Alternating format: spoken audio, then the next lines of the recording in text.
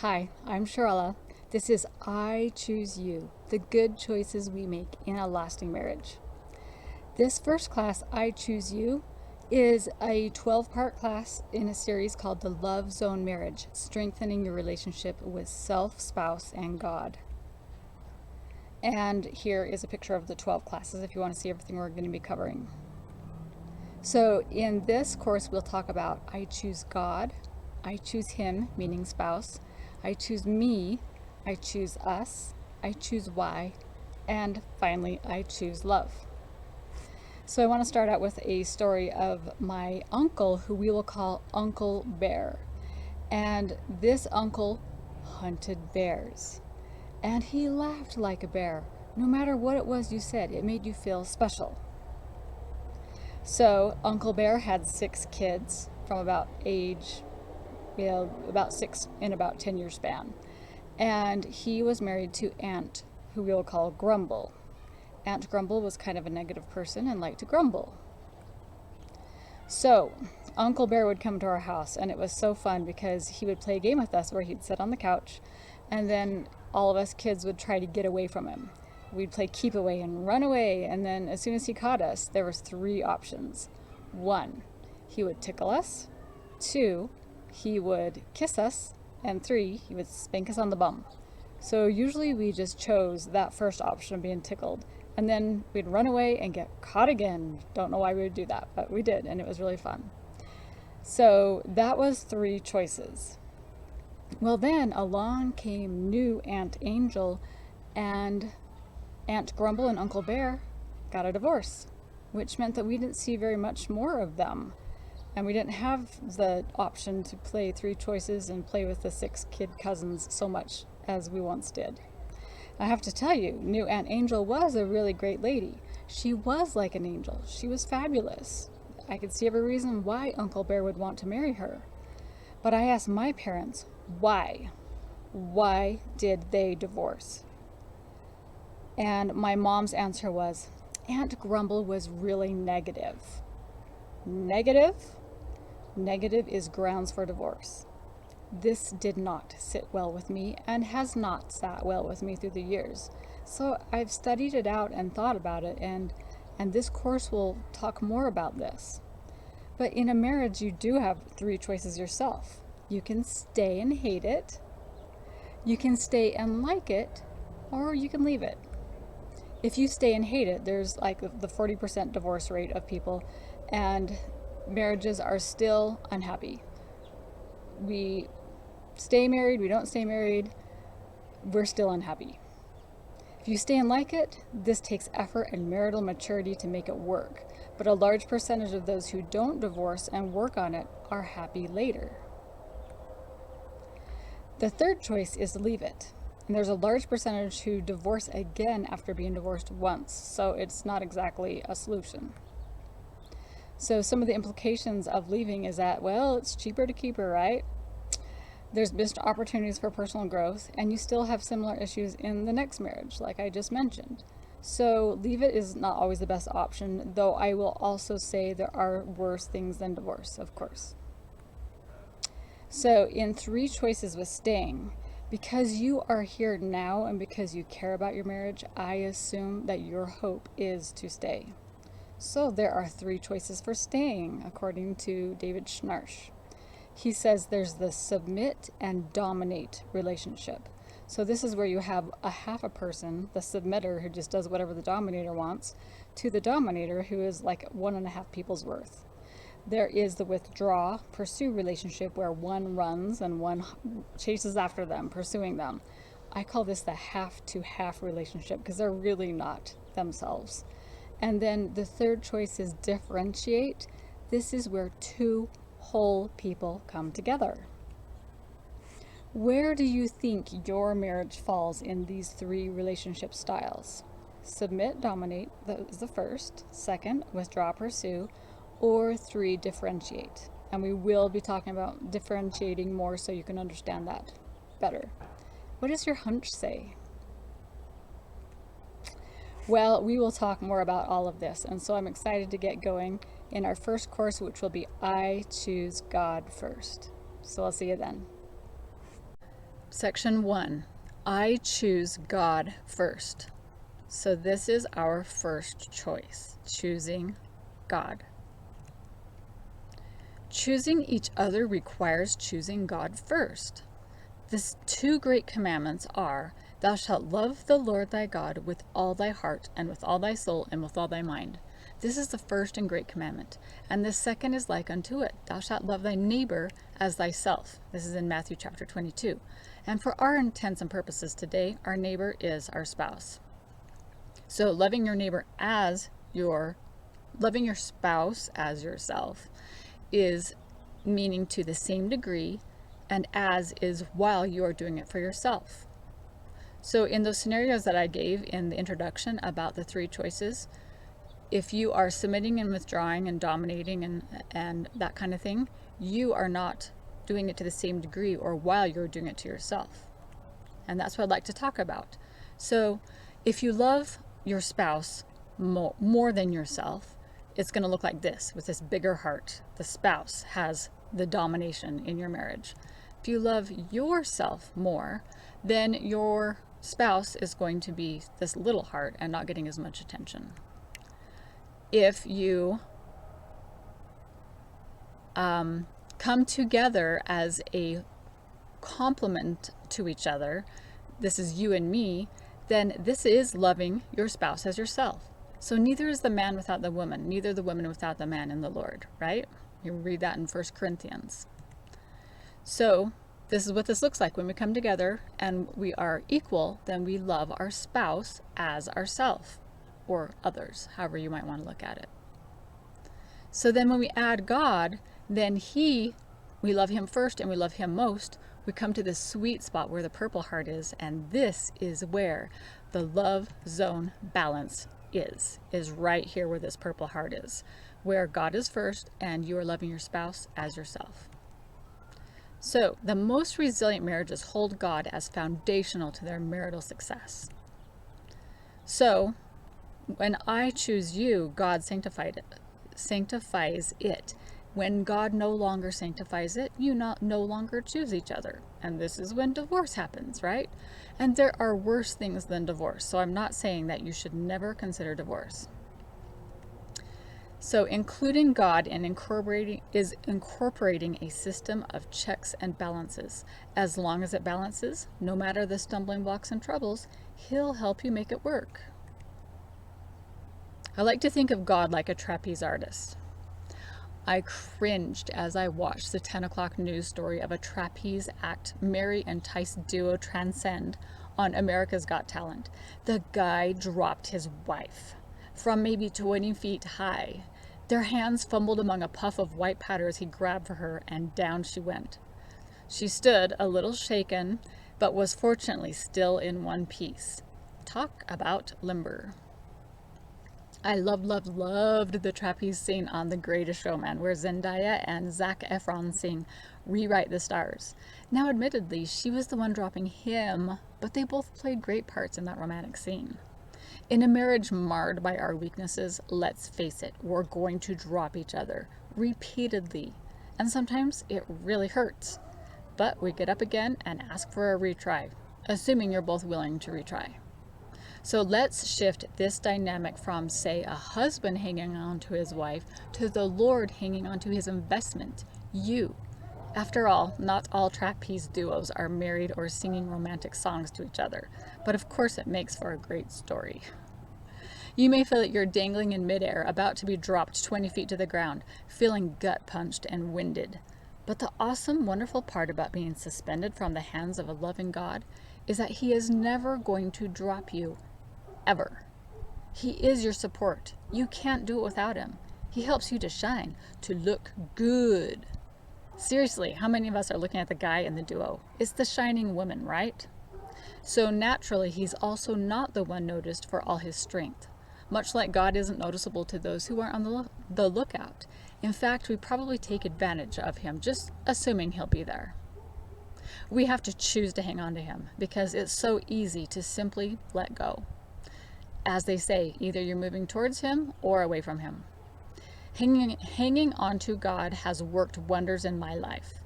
I look for him everywhere. I am super strong unto myself when I look to him in every thought, doubting not, fearing not. I can do all things through Christ, which strengtheneth me. That's Philippians 4:13. Like a pit bull biting into the mailman's pant leg, I can't be shaken off. God's got a hold on me, and I'm not letting go.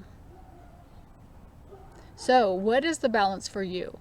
Who is first or most in your life?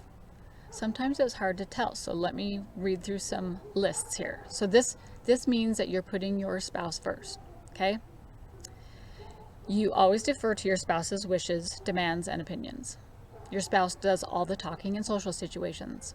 Your spouse controls the spending and finances. Your spouse makes all the religious way of life decisions. You're always the first and maybe only to apologize. Your spouse makes media and entertainment choices. You don't feel like you can voice your preferences to your spouse. You take the bulk of responsibility in parenting. You don't give yourself a needed break so your spouse is happy. Your body reacts negatively when around your spouse. You feel defensive and emotionally unsafe around your spouse. You go against your instinct or inner voice to please your spouse. Let's look at what it looks like if you're putting yourself first. You always get your wishes, demands, and opinions. You do all the talking in social situations. You control the spending and finances. You make all the religious way of life decisions. You're always demanding an apology. You make media and entertainment choices. You override the preferences of your spouse. You give the bulk responsibility in parenting. You let your spouse serve you endlessly. You notice resistance from your spouse, but don't know why. You feel offensive and aggressive around your spouse. You feel you have all the answers for your spouse. Let's look at what it looks like to have God first. You consider your wishes, demands, and opinions prayerfully. You serve others in balance with your energy reserves.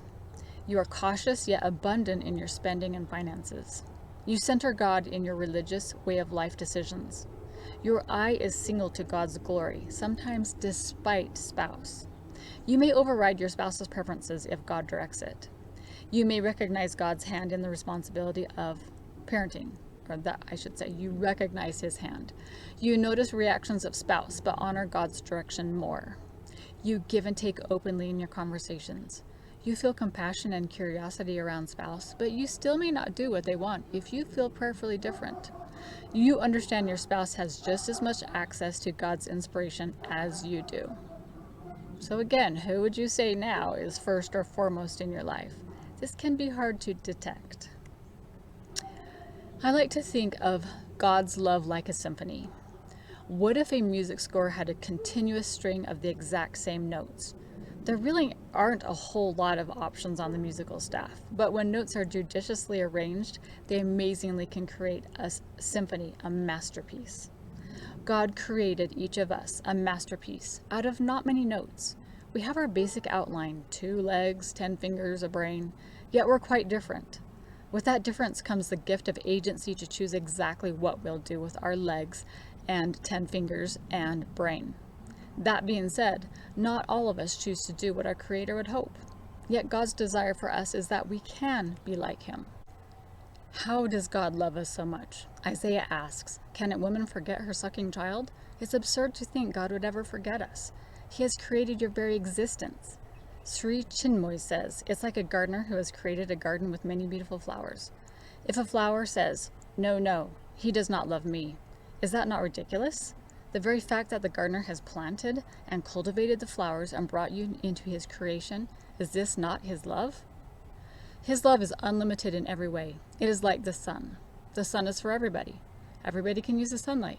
But if we keep our doors and windows shut, what can he do? As we've heard in John 4:8, God is love. To me, God is like a Hershey's kiss. God at my center feels like a Hershey's kiss. When he is with me that deeply, I feel him at the very core of my center, reaching upward to the tip top of my heart, with the lower points reaching down and around under my rib cage in strength, reaching around like a firm hug on the inside. I feel grounded, guided, guarded, and substantial. Breathing low and deeply, I am enough because he is right there in the middle. With the sparkling wrapping off, I find that what's inside is even better than what I could only see before. Kind of like thinking you know him only to find he's so much more than you could ever imagine. It melts a little and snuggles in like when you first pop it in your mouth. It's rich and sweet, a treat like the Lord's love can be. It sports a flag of surrender at the top, waving to God that I'm ready for him to be my center. I am giving up everything I have and am to know him. I am surrendering my self-perceived power to allow his inside. I don't fear evil because I know what I have of him inside far beats what I once expected myself to stand strong for alone. When I think of him not there in my center, I become limp, like a rag doll. And when I start to drag, I realize I've hooked into my own power source instead. Not that I must always be moving, for stillness is often bliss, but I must regularly tap into his source. Heaven's kiss is in my behalf, available to everyone who chooses to take him within. So here's an exercise for you. Ask God what he thinks of you. Take 5 minutes to write about what you feel like God's love is for you. Just ask him. Pen to paper and just ask him what he thinks. So that's the end of the section, I choose God first. And the next one will be I choose him. This is the second section of I choose you. This is I choose him. So we've talked about I choose God, and now I choose him, meaning your spouse. So let me ask this question and see if you agree. You can't say yes until you can say no. What does this mean to you?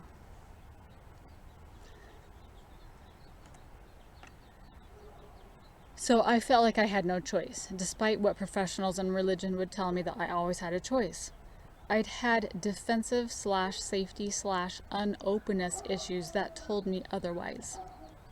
So it seems like that broken dish. This is the one where you have a little toddler in the kitchen and a dish falls onto the ground and breaks, and you think, oh, I'll just clean it up later. And so you just usher the toddler out of the room and you think, oh, we'll take care of it like several hours later. Or wait for your spouse or something like that to take care of this broken dish.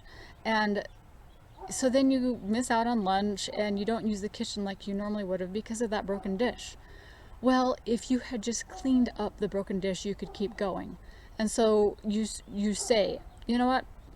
So one option would be, after the dish breaks, just say, we're just going to clean this up. Because you're sort of forced to clean it up. Because otherwise your life kind of goes on hold and you don't do things the way that you want to. And so you kind of feel forced to just clean up that broken dish instead of making your life revolve around the glass pieces on the ground. Have you ever had that happen? I've totally had that happen. And let me tell you, it's just better to just clean up that broken dish. So it feels like I was kind of forced to just clean up that broken dish because the consequences were worse of not. So I finally felt I had a choice to seriously consider all my options, to make good on actually having a choice, which meant the D word had to be an option. So for me, the D word, that's divorce. And I always thought that will not be in my vocabulary. But it ended up that I knew that I finally had to make a choice. I couldn't just keep sailing along like I was and just assuming that things could never be that way, could never be the divorce way. So choosing your spouse must be purely based on agency, but it's not as simple as it sounds. It took me 22 years to choose my spouse. A kind therapist led me through choosing my spouse. So my spouse had struggled with habits, weaknesses that we each deal with in our own ways, that left me questioning whether I had chosen well. Would a loving God lead me astray in this decision long ago? Did a loving God allow me my say in the decision?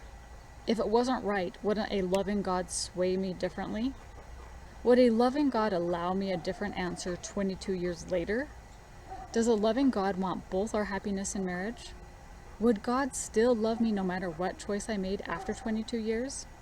It was amazingly confusing to realize I hadn't truly ever made a choice in the marriage decision. It just seemed like a good arrangement and I felt God was behind it. Though marriage Though marriages may persist, most marriages function in emotional divorce.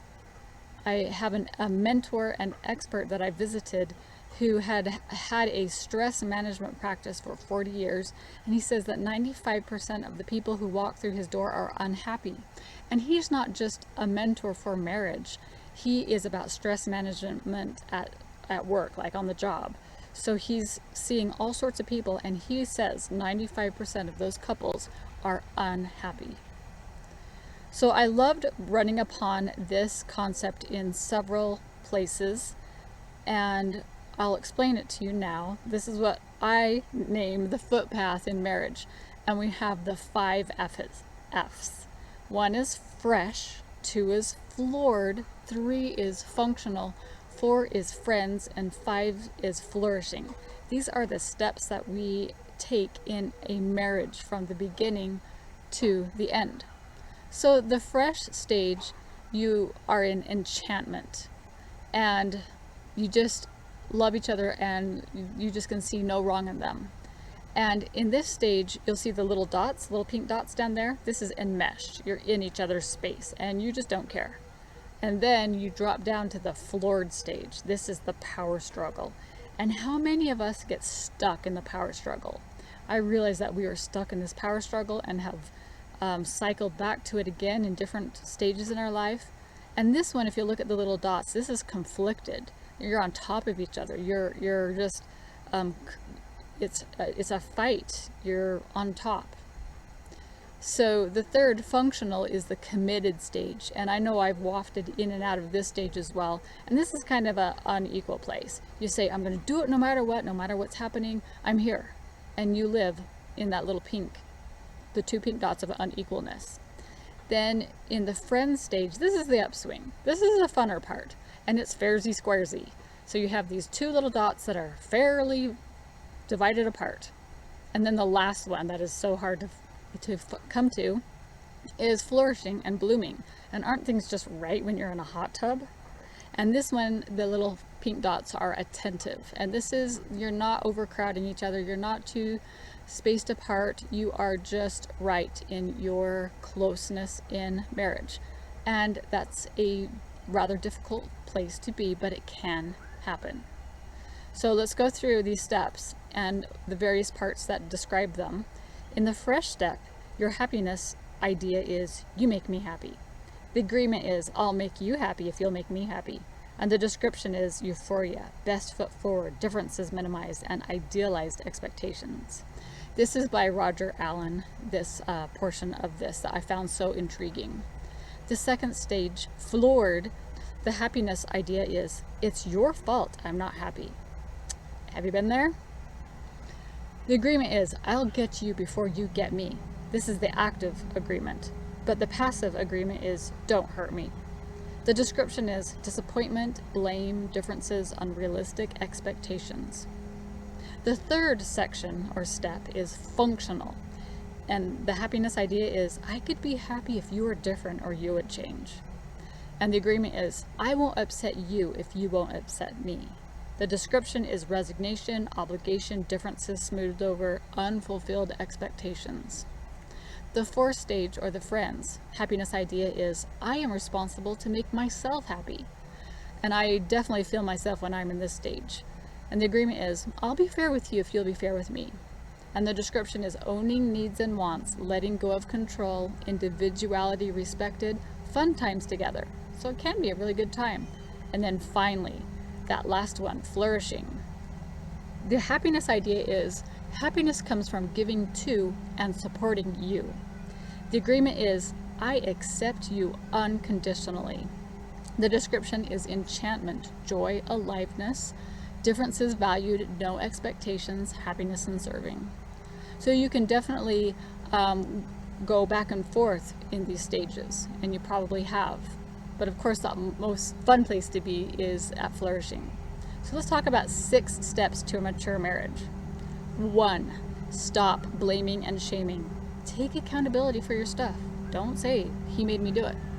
2, prioritize by truly choosing each other, but understand give and take. I am full enough to give because I choose to be satisfied. We choose to see we belong together. Know and be known. Cherish differences and give up thoughts of superiority and inferiority. We honor one another. 4, understand your consensus style to bring oneness and unity. We'll talk more about that in another class.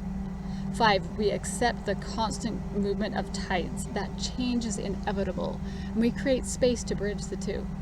And 6, get outside support when needed. To be teachable and open. You don't have to do it alone. So where are you on this footpath? Fresh, floored, functional, friends, flourishing? And how can you see yourself advancing on this path? Here are some I choose you statements. I am there for you when I can be, equal with how I am there for me. That is loving your spouse as yourself. I am bringing my best foot forward, but sometimes I don't, and I and you are still okay. I self-confront for incongruent parts of me, but accept that they sometimes lead. And I take responsibility for my stuff. I take responsibility for my stuff by not expecting you to provide my happiness, though it's nice when they're able to get on the same page of happiness. Being aware of how I want to stop being selfish through things that don't really satisfy. Letting go of the things that are really only about pride and control. And when I am complete unto myself, ego or edge God out no longer shows up. Truly caring about our relationship, trusting that my desires can be honored simply by willingness to receive. Also, being willing to honestly share my fears and allowing them to escape into your care, knowing you can often handle them because they generally are not a problem to you. Not expecting you to be a mind reader. When you carry out your best guesses to fulfill my desires in ways that don't work, we waste precious effort and time and bring frustration. Being myself, both good and bad, no pretenses or excuses, so integrity is maintained and escalated. Doing and saying things that edify, that leave us both better. Communicate when not to communicate if it doesn't edify. If you generally have a problem choosing, you aren't loving yourself. You are faking it or have no opinion to please others. So here is a choosing attitude. I treat you like I do nobody else. I sacrifice for you, trusting you to do the same depending on what is most important to each of us. I know that I benefit the most than anybody when I build you up. I invest fully despite what may ever be lost because you are worth the risk. Sometimes we must be broken to rebuild, but we don't need to get stuck in the ruins. We can recognize when a remodel is needed and potentially forthcoming. I know you are not perfect, but you are perfect for us right now. I am thankful for you, and that alone puts me in a winning place. Because a problem is never solved on the level it was created, and because we both likely have a different journey for advancement, we aren't going to learn things the same way or in the same time. I recognize we will push and pull each other, feel justified or stuck, frustrated or superior, and it's all in the tug of war of thee lift me, I lift thee, and we'll ascend together. Those ideas are from Jennifer Finlayson Fife's Strengthening Marriage course. So let's talk about the marital investment bank. It's not that the grass is greener on the other side, but which grass is getting watered. Marriage works like an investment. The more you put in at a good interest rate, the more you eventually get back. Richard and Deborah McClendon, marriage counselors, say, there are things we each need to do personally to improve our marriage. Me, the things we need to do together as a couple to strengthen our marital relationship. We, and ways we can more fully involve God in our marriage. Thee. So how do you deposit into the marital investment bank? Dates. Yes, the money you spent is cheaper than marriage therapy down the road. And time? Well, if you can't find time for him, your marriage priorities are messed up. Accentuating the positive. John Gottman suggests a 5-to-1 ratio of good to the bad. If you are having more bad experiences than good, there's much more of a chance your marriage won't make it. And that's based on the studies that he found. Attention. Set down what you're doing when he speaks to you, or outline boundaries of when you can be available. Also, in public, treat him like something special so others see you deeply care about him. Time to talk. Set aside 20 minutes to talk and connect. Again, if you can't find the time or willingness, prioritize are mismanaged or safety hasn't been well established. Communicate better. We must think through the Spirit. Consider your response gap carefully. Before you respond, consider if it's really true. If it is, how would the Holy Spirit direct you to say it in a careful, edifying, and honest way that imparts your love and acceptance? So, investing in marriage takes time and attention and energy. But the greater the risk, the greater the return. When you truly choose your spouse, everything falls into place because it has a place of belonging. So I would like to read to you a meditation that I wrote about my husband for a book that I wrote a few years ago. And I knew what kind of idea that I wanted here, but I was kind of irritated with him at this time. He was not very happy with me, so I had to get myself in this headspace. So I'd like to encourage you to get into this headspace while I read this meditation. Go ahead and close your eyes, get comfortable, and think as I read this. You find yourself sitting on a bench in a gorgeous, luscious flower garden. A breeze floats through the meadow, over the hill, and up to the bench where you lounge, through your flowing hair. Violet vines surround the trellis hanging above and around you. The sun is about to set, and you welcome its colorful display. A sensual wisp of the fragrance of honeysuckle swirls around you as you notice pink collecting beneath nearby clouds. You breathe in the perfect air surrounding the vicinity as you notice a presence standing in a marble archway a stone's throw away. He hasn't noticed you yet, but it is your beloved. He gazes softly toward the setting sun where you know you'd see its reflection in his eyes, should you be in his arms. He appears thoughtful, likely pondering the verities of life, and then he breathes soundly out and shifts his weight, noticing you for the first time. You feel shivers down your spine and goosebumps down your arms. This is your beloved, and you can't believe he's chosen you, and that in all the pickings, you found him among millions. Practically your perfect match. He's chosen to stay by your side for eternity, and you can't believe your lucky stars. One side of his mouth turns upward, and you wonder what he's thinking. What should he be thinking? Oh, it doesn't really matter. You're set for eternity with this find. It will be the best date night ever, without end. But no, why the mirth in his expression? Perhaps you have a smudge across your forehead, or your hair is woefully out of place, or he's recalling a funny incident. Now your awe turns to curiosity, mixed with adoration. Even with his sideways smirk, he's incredibly handsome, and he's yours for eternity. And you are his. So lucky, so blessed. Did we choose each other before our earthly stay? Did we sign a contract? Did we find each other eons ago and promise we'd meet up again? Did we share similar friendships? Did we prepare together or entertain each other or tease one another? Did we consider family, or were we all friends? Did we know our future children? Did we know the hardships we'd experience and pinky promised to keep it all together nevertheless? Did we understand exactly what was in our path and promise upon promise to be there for each other no matter what? Did we gather together with our Maker's divine parents to heavenly children? As I think on my next question, he begins to advance in my direction, over a stone bridge and past a bubbling waterfall. I wipe my forehead and situate my hair. As he approaches, I notice the vibrant blue of his sparkling eyes and realize he's upturning the other side of his grin as well. I can't help but probe him as to why the smile.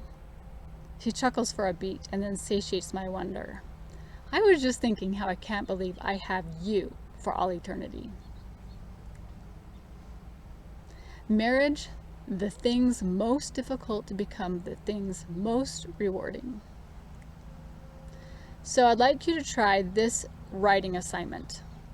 So this is choosing spouse writing. What does it mean to choose your spouse in trials, in parenting, in autonomy, in career, in religion, in hobby? Write for like 5 minutes or less. Cover each of those points, and then do the same thing for you. What does it mean to choose you in trials, in parenting, in autonomy, in career, in religion, in hobby? All right, so that is the end of the second section of I choose him. The next section will be I choose me. So I'll see you there. This is the third section of I choose you, the good choices we make in a lasting marriage. And this is I choose me. So we've talked about I choose God, I choose him, and now I choose me. So let's do a little exercise. Imagine yourself in the following different scenarios. At the checkout stand of the grocery store, at church or work, at a family gathering, at the library, at the beach. Do you see yourself different at each of these places? How different or similar are you at each place? How do you interact with the people? Now think about how concerned you are about what others are thinking about you. Are you too loud at the grocery store, too quiet at the family gathering, or not playful enough at the beach? What does it feel like to think about how others regard you in these situations? In Debbie Ford's book, The Dark Side of the Light Chasers, she calls these different approaches to usness as our shadow selves, apart from our conscious selves. They don't always create what we feel is the best image of us. Now, let's isolate one of the identities you thought up. Maybe your quiet self at the library, or your kickback self at the beach, and give that part of you, say, 7 descriptions. For example, there's a part of me I label Beatrice Birdie. She stews and preens and worries and cranes her neck forward, and she persists in doing something, anything useful, even if it's unwelcome. She has a warbly laugh, is socially awkward, easily distraught, and people fawn over her delicateness. Ugh, there is truly this part of me. How might you describe one of your so-called false identities? Take a moment, think about it. Jot down on paper any descriptors you can come up with in these various scenarios. And by the way, if you cannot relate to this, consider yourself mentally lucky, because at one time I was overwhelmed by these differing identities, and I can say now that my identity remains fairly solid. Some of my identities were Overboard Ursula, Bodacious Billy, Nerdy Nelda, Reba Rebellious, Susie Spiritual, Musician Me, Irritated Irma, and Wishful Wanda. What are your alter egos? Stop and jot them down if you need to. Now, let's imagine you have a whole busload of these various identities you've thought up. The whole bus filled with yous. And now say a more controlling part of you has to stop the bus and pull one of yous out of the bus for misbehaving. Give her a talking to while the rest of yous wait. I remember this happening one time where we had to stop when we were in Salt Lake City on a bus, and some dude throws out a peanut butter sandwich and the cop stops us and pulls us over. So I kind of think about that experience. But what's happening in your mind right now if you had to be pulled over because the rest of you had some kind of issue? Is it okay to stop the whole bus just for little old you? Or is nobody paying attention to you being urged off the bus? The problem there is that you're not valuing yourself enough. Or, of course, everyone inside the bus wants to know every detail of what's happening to me inside or outside the bus. Problem with that? Too much attention on you. This is selfishness. Or the healthier attitude. People are interested and concerned, but not burdened by the bus stopping for me. This is the very purpose of this exercise, to let all the facets of you know you are important enough to stop a bus, and that all the facets of you are important and acceptable. As you begin to love and value yourself more, you will find it's actually fun to get all these personalities of me on one bus and imagine all of them coming together for the greater good, me the way God sees me. as one absolutely valuable combined person flexing her arms like Wonder Woman about to run into the battlefield, knowing she's making a huge difference in this world as her best self. So there's this concept based on the Bowen theory called the pseudo-self and the solid self. So you see the two differing selves. The pseudo-self changes like a chameleon based on who is in the room. They are good at people pleasing, wanting to impress, and to look good. So imagine which of those personas on the bus this was. Then we have our solid self. The solid self is true to yourself. The solid self expresses what you really think, and hopefully in an edifying and uplifting manner. So what does it take to be solid? More like that bus conductor, but not as demanding. What does it take? Well, here are a few ideas. First of all, there's the concept of differentiation. We'll talk much more about this in class 2, but basically, differentiation is choosing to truly be you through a healthy sense of self, and through accompanying dynamics create an interdependent marriage of satisfying give and take. So Jennifer Finlayson Fife says, strength is born of control of self, plus acting out of honesty, plus being knowable. Often, men and women act out of pretense and expectation instead of being at peace with themselves. She also says, a good marriage is all about safety. And then I go a little bit further because safety to me feels kind of funny, the word. So I use the words undefensiveness and openness. So a good marriage is about safety and the capacity for being known. One of the first exercises that I had to do to be okay with me loving myself and treating myself better was coming up with my Bill of Rights. So this may sound funny, but if you've never done it, this is going to be an eye-opener for you. So I have a right to feel welcome in my own home. This is what, as I sat down with a piece of paper, I'm realizing, what are my rights? I don't know. To feel welcome in my own home? I have a right to express my opinions. Really? I do? I have a right to be wrong. I have a right to be indulgent and high maintenance. Ooh. I have a right to own my space. I have a right to self-care. I have a right to be grouchy. I have a right to not always be busy. So, take this seriously, if you will. Write down your Bill of Rights, especially those that elicit an emotional response. Like, to be happy in your own house? That's okay. That is okay for me to be happy. Do whatever works for you, though. Then, after you're able to say, I have a right to do these things, then you can understand how you can make boundaries work. So, the way I like to think about boundaries is if you made a cake and flopped the batter onto a cookie sheet, what would happen? Well, I've done this before, and I'll tell you what, it splays out, and eventually you come to a hard, crispened edge. The edge is just kind of crunchy and not formed very well at all. So, boundaries are for, of, and about you. This means you don't let your cake flop onto your spouse's cake, making their cake hold yours up.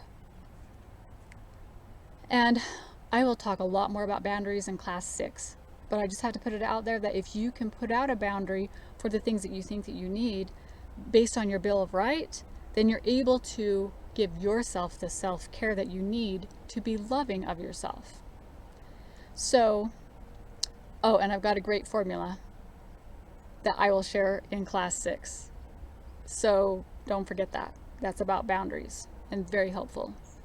But next, I want to show you the wagon analogy. So in marriage, we have 2 covered wagons that come together. And if you come together and everyone's doing good, this is interdependence. Each wagon is well stocked and their journey would be better together. Think about the pioneers who came across the plains, and some of them were well stocked, some of them were not. They give and take happily. They enjoy the grub and dancing to the fiddle around the campfire at the end of a long day. Now let's look at dependence. With dependents, one wagon severely lacks supplies. They aren't in fair trade. The dependent traveler may have to go get help, regroup, and hopefully make it to the valley. The third is independence. This is pioneer woman mode. She stalks her wagon so we won't mooch off others. With fierce determination, fortitude, and resourcefulness, she makes it to the valley despite frostbitten toes. Great example of this in pioneer history is Mary Fielding Smith. Look her up if you want an awesome story about someone who is a pioneer woman.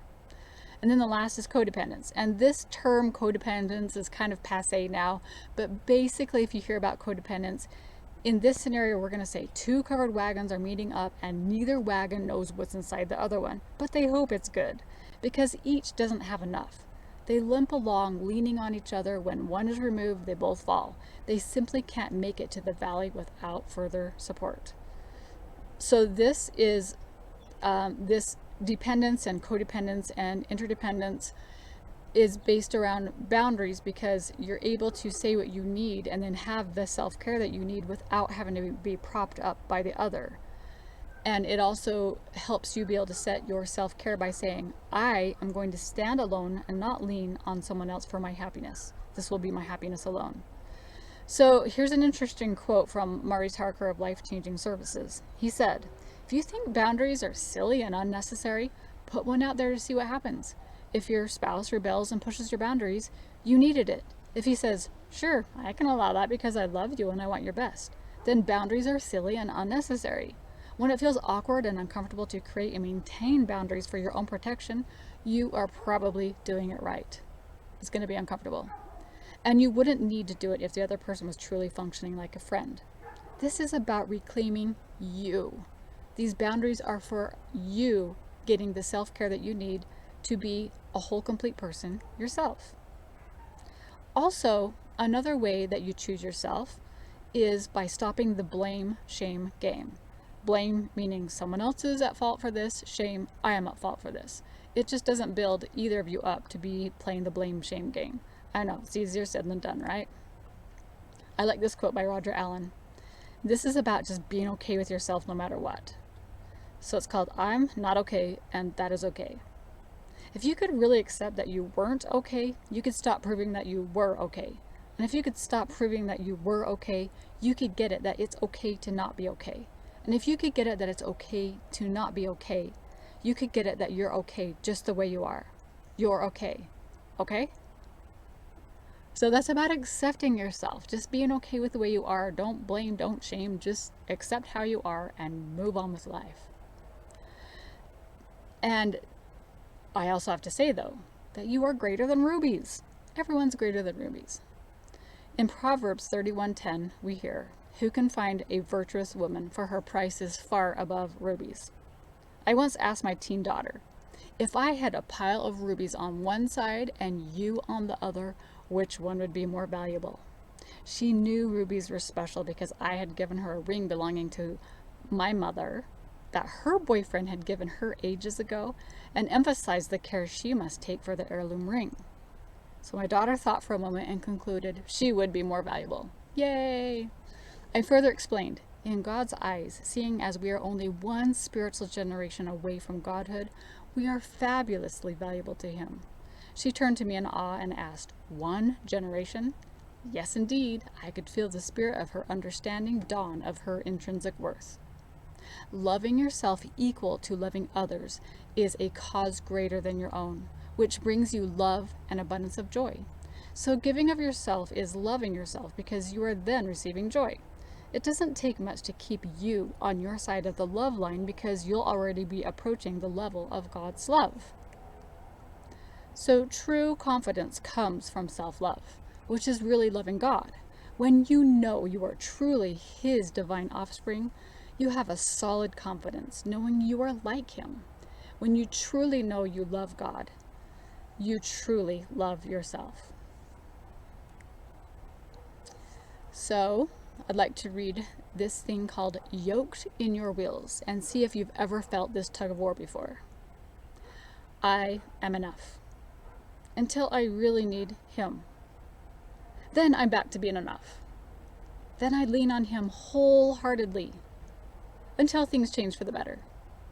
When you hit rock bottom, you realize you've been doing it alone. You surrender to God. Really surrender. He gives your will back to you and asks you to define it. You start to, but it's tough, so you hand it back. He says, you must find out who you are yourself. You gain idea of your identity, so you hand your will back to him. Then he says, I'm blessing you through others. Here they are. You appreciate the support you graciously receive as you redefine yourself with others, until you feel stuck and really work on who you are. You humbly hand your will back to him, knowing you are written on his heart, and he says, let's do this thing together, equally yoked. You say, I'm in. He says, I'm equally invested in you and won't steer you wrong. You say, I'm feeling good about who I am and who you are. He says, then shoot. What do you want in your God-centeredness? You express clearly what you want, having righteous desires, and he says, is that all? Don't you think I'm good for more? So you set off, right foot, left foot, until he stops you because it's not in your/his best interest. Or you realize you love this, and he loves that you love this. Few there be that find this yokedness, but he is eager for all his children to share in it in his omnipresent way. I would like you to take 5 minutes for this writing assignment. What would it look like if you handed your will over to God? Really handed it over to him. Take that 5 minutes. Think about what it would look like to be that meek and humble, to just hand your will to him and say, I'll do what you say. Because to me, that is part of choosing me, is knowing how to choose yourself with God intertwined. That is the end of the section, I choose me. And the next section will be, I choose us. Hi, this is the 4th section of I Choose You, the good choices we make in a lasting marriage. This is I choose us. So we've already talked about I choose God, I choose him, meaning our spouse, I choose me, I choose us is what we're now talking about. So I'd like to tell you a story about when my husband and I were first dating. We were pretty close to being engaged, and my roommate, this was in college, we lived in an apartment complex, and my husband and I lived in the same complex, and his roommate and my roommate challenged my husband and I, at that time my boyfriend and I, to a basketball duo. And so I was a little bit uncertain myself because I hadn't played basketball since 8th grade. And my husband had played, but supposedly his roommate was even better than my husband at basketball. And my roommate told me that she was pretty sportsy too. So I didn't think we really had a chance. So imagine my surprise when we started playing against them, and we were actually doing pretty good. And we got to where we thought we might be almost winning. And I thought, this feels really good. I like this feeling of being with this guy, and we feel like we're succeeding. We can do this thing. And sure enough, we pulled it off, and we did beat this duo in basketball, and we won them. And I thought, awesome, we can do these kind of hard things. Against the forces against us were insurmountable, it seemed. So sometimes in marriage, that's the way I feel, is like, do you remember that winning feeling when we were able to pull that off when we just didn't think that we could? Well, I go back to that same feeling and remember, we can do this. We can win. So some of the hang-ups 20 years later, after being at that time just almost engaged, and then now 20 years after being together, I found that I was choosing my kids first over my spouse. And I was thinking I was choosing God first, but I was really just kind of dumping it on God and not really choosing him first and saying, he'll take care of it. I don't have to do anything. I'll just keep having faith in him. So I was putting him first, but in a way that wasn't really working because I wasn't doing my part of things. So I was doing a lot of dumping.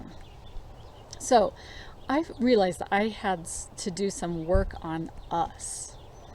So like I said, my priorities were my children first, and then my husband came next. And even though I would hate to have admitted it, God came third.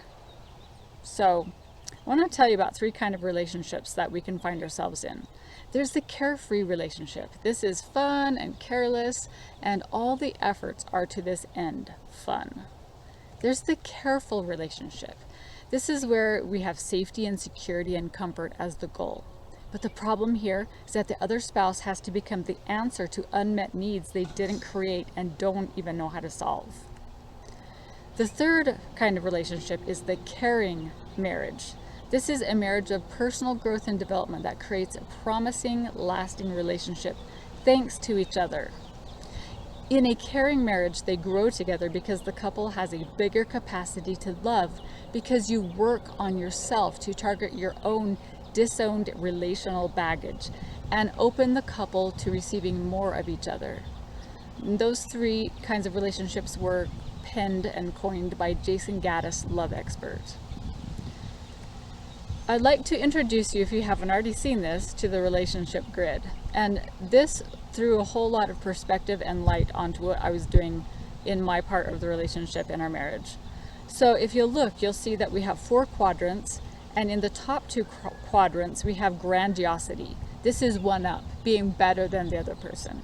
Below that, we have shame, and that is in the 1 down area. This is just not good enough. I'll never be good enough for you. On the left-hand side, we have the walled off, or the love avoidant. And on the right-hand side, we have the boundaryless, or love dependent.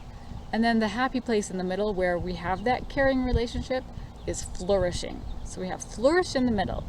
So grandiosity at the top and boundaryless to the right leaves us in the quadrant of control and anger. Grandiosity above, and then walled off to the left, where you're love avoidant, that's passive aggressive with indifference and a you're not worthy attitude. The walled off on the left and the shame, the 1 down below, in that quadrant is resignation, withdrawal, and depression. And then in that lower left quadrant, we have the mixture of boundaryless and 1 down. That is the place of desperation and manipulation. And I know I've been in all of these at one time or other, but I probably started off our relationship in the resignation, withdrawal, and depression, in the walled off and shame. And then there've been times I've gone up to the control and anger, but we'll probably spend one of these quadrants most of our energy.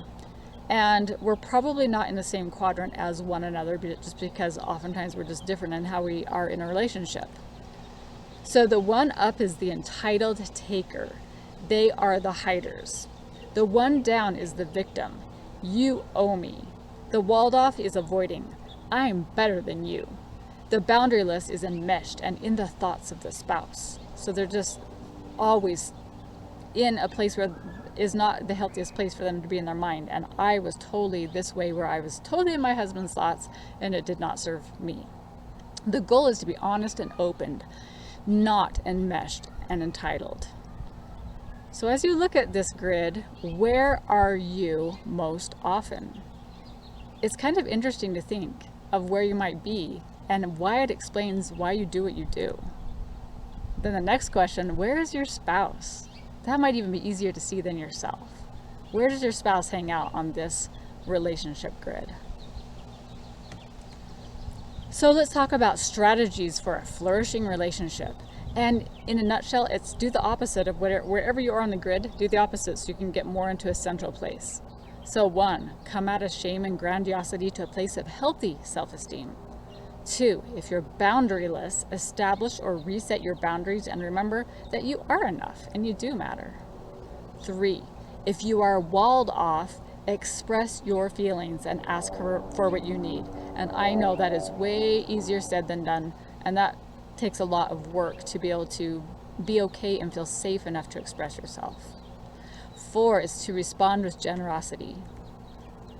5, respect each other. 6, have empathy for each other and for yourself. 7, cherish your partner. 8, stay connected and protected in your relationship. 9, shift from complaint to request and curiosity.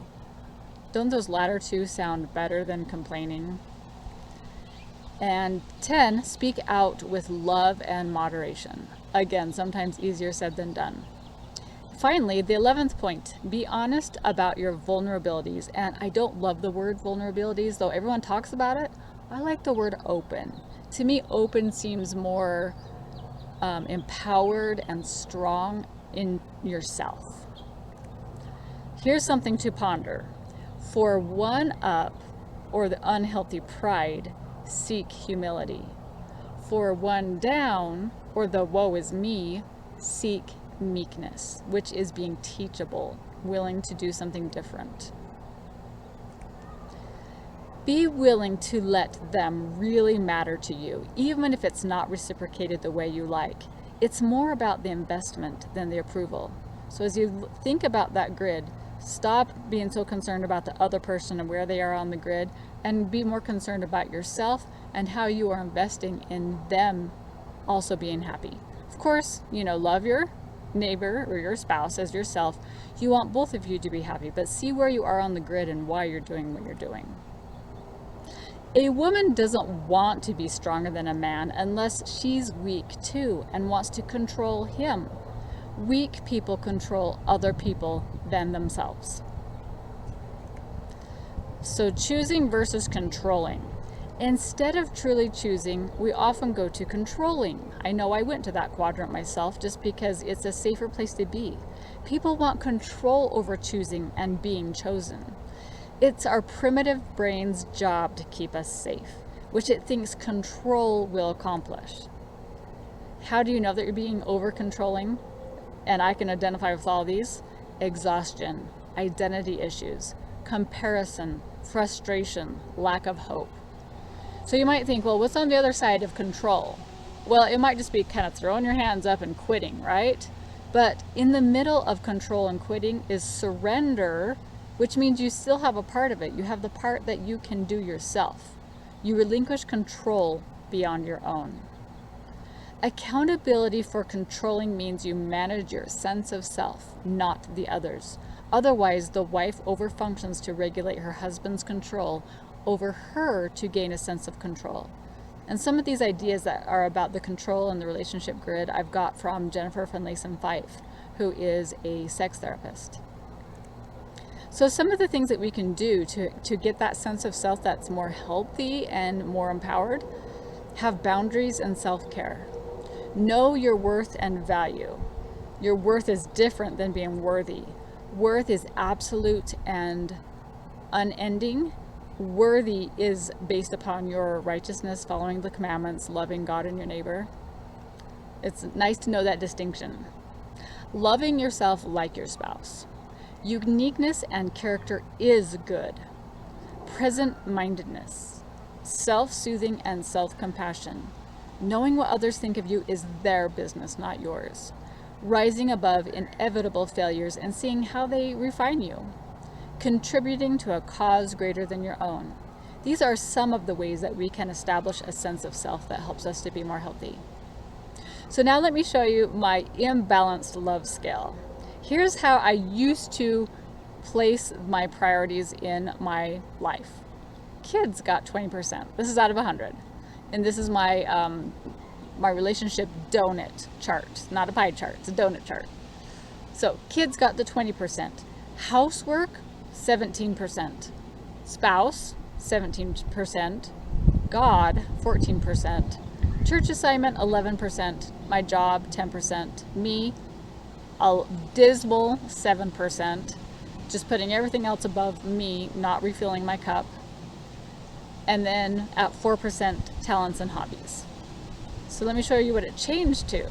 Now here's the love scale that I like to work by now. That is God truly first at 20%. And these are relative, like really it'd be like 1,000% for God, but we're just on the 100% scale. So God at 20%, me and my spouse at 17%, but I put myself first, even though we're both loving each other as ourselves, because I have to have something to draw from to be able to give. So I have to put me first there. And then it equals out by what I give to my spouse also. The kids are at 14%. My church assignment is at 11%. My job is at 10%. The housework is 7%, and the talents and hobbies are 4%. And I want to point out that it's not necessarily time, it's more where you're prioritizing. Where would you put effort? If you had to drop something, what would go first? What would go before the other? So think of it like that. And I want you to think, how would you feel in your love scale? How would these different categories be allocated based on what you're doing, and how would you like that to change? So right now they're all equal in this scale, but I'd like you to kind of go through and think, how would I do this if I were to put them first? Or how am I doing it, and what would be ideal? Next, I'd like to talk about the relation vibration. The soul of man and woman is the union between God and spirit. Do you believe that? The 5 elements of full relation vibration are intimacy of mind, heart, spirit, body, and soul. These are the 5 things that we're going to be talking about. So in a relation to yourself, we might say that you would have a vibration of spirit promptings, of body awareness, of mind downloads, of heart messages, of soul stirrings. This is being in vibration with yourself, having a good vibe, knowing yourself, which also can take a lot of work, a lot of time, a lot of attention. And consequently, paying attention to you helps you to be able to also relate this to your spouse, which we'll talk about in a minute. So first I want to go through what it might look like, what it feels or sounds like in this relation to yourself. Spirit promptings might be, your friend needs you. Body awareness may be, some foods don't work for you. Mind downloads, here's a perfect idea. Heart messages, you're doing just fine. And soul stirrings, get a different job.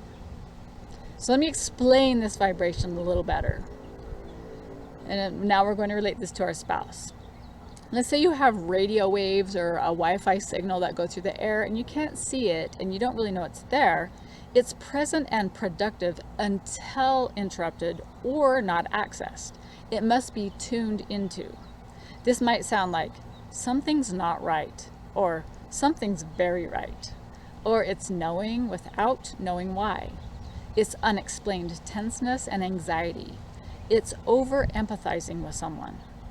So I'd like you to look at the next few pictures and just tell me, what do you think in their look are you sensing the vibe of these people? So first, what do you think this guy is sending off? Like maybe determined? What do you think? This lady, how about her? To me, she has the vibe of contentedness. This lady, I don't know, she looks a little pensive, like she's expecting something. What do you think? What's she putting off? So in relation to our spouse, let's think about what the spirit promptings, the body awareness, the mind downloads, the heart messages, and soul stirrings might be between us. And let me explain this vibe like you might have heard of in several things like music. Like I do guitar and piano and sing, and when I am accompanying somebody or singing with someone, you have to kind of be on the same page. You intuit what they're going to do, and you just kind of know. It's like an inner knowing of what they're going to do, and you make that flow together. How about sports? I've played volleyball where you can just totally feel that feeling where you know who's going to get the ball. I love volleyball, so it's really fun to know they're getting it, and I just have a feeling that the person next to me is getting it, or I totally got this vibe that I am all over getting this ball. Or in our conversations where you just feel that vibe of what's going on, good or bad or uncertain. You know what I'm talking about, right? This vibe is what we're talking about, and this is a vibe in marriage that I'd like you to pay attention to. So here's what it might feel or sound like in marriage. Spirit promptings might be, it's going to work out, even when you think it absolutely won't. Body awareness, wow, attraction. Mind downloads, we've got a plan. Like, you know, it just clicks. Maybe you're planning for a vacation or something, or for your future together, or whatever. You've got that plan. Heart message, he's such a good dad. And you're sitting there watching him, and he's just being such a tender, loving dad. And soul stirrings, we're on the same page, and you just get that feeling, that vibe. Can your souls be unified with God through spirit, body, mind, and heart, all wrapped up in the strongest essence of you through the privilege of knowing and feeling one another deeply? This is like those older couples when you just know. They know what each other is thinking. They know each other so well because they've had all that time to develop this relation vibration. What do you think you could do to be in tune to the vibration of each other's spirit, body, mind, heart, and soul? Here are some ideas. Meditation, together and alone. Honestly expressing how you feel. Observation and confirmation. So this is like when you observe something and then you find out, yep, I was right. Learning together, maybe classes and podcasts. Outside help, maybe therapy or mentoring that helps you to get on that same page. Get to know you questions, yes, even after 25 years. Worshiping, together and alone. Forgiveness and repentance. Practicing respect and compassion. Working together, recreating together. Physical intimacy and not just sexual. Think about how that all wraps together. These are just a few ideas, but how it wraps together for that relation vibration. So, now I would like you to take the US challenge. So, I would like you to think of the top 10 things you like to do with your spouse. And so, it's only going to take you a couple minutes, so just take this assignment and just put down those things that you like to do the most with your spouse. And then the top 10 things your spouse likes to do with you. And then I would like you to check with your spouse and find out if you're right. Does he really like dancing? Does he? Then do at least one of these things for each of you in the next month. So that's 2 things. One thing you like to do, one thing your spouse likes to do. Just do that one thing per month. And maybe you can increase that, but start out with the one thing. I'll tell you some things that I like to do. I'll tell you 3 things I like to do. I like to ride to the park on our bike, play frisbee, and then eat French silk pie. I mean, seriously, how fun, right? I like on our Sunday afternoon to play Room and Cube or Boggle or Upwards. Now, my husband doesn't love that, but he'll do it with me. Chatting over a picnic at what I call awesome lunch spots. I love doing that. And then bonus, any day pickleball. I love to play pickleball, super fun. So that is the end of this section, I choose us. Our next section will be I choose why. I choose why. This is the 5th section of I Choose You, the good choices we make in a lasting marriage. We have talked about I choose God, I choose Him, meaning your spouse, I choose me, I choose us, and here we are at I choose why. As children of light, we have the obligation of making this world a holier and happier place for our having lived in it. Continually ask yourselves, do you see any light in that? Be vigilant in seeking for and following true light, and you will receive more light, becoming brighter and brighter every day. May we continually let our light shine, the Lord's light, which is in us, shine. So here is my why for even doing this course. So when I was going to college, and if this is your house, thank you. So when I was going to college, I passed by this house and I saw a family out front playing football. And they looked like they were having so much fun. And I just sat there and my heart just felt like it was just swelling up. And I was so excited to one day have my family that I could have together playing football on my front lawn. So we have played football on our side lawn, and I love the image. That just makes me feel so warm inside to think about us being together, playing together like that. But if I don't have a marriage, I will not have those kind of experiences with a family to be able to play together and have fun together. So that is my why for doing courses that can help families to be together so that we can always be together. And what a wonderful blessing that is. So a marriage has to be strong to keep a family strong, right? Well, I could tell you a story about hiking the peak behind this house, but that is a story for another day. No success can compensate for failure in the home. And to me, that meant that I had to be a good mom. But there's also failure in marriage. And I didn't realize that till years down the road when I realized I had been neglecting my marriage. So let me tell you about the motivational triad. The brain likes. So for a happy brain, we want to have avoiding pain, seeking pleasure, and conserving energy. This is from Brooke Castillo. So we'll come back to that in a minute, but I want to tell you about the influencers of marriage. So there's a book called Influencer, The Power to Change Anything.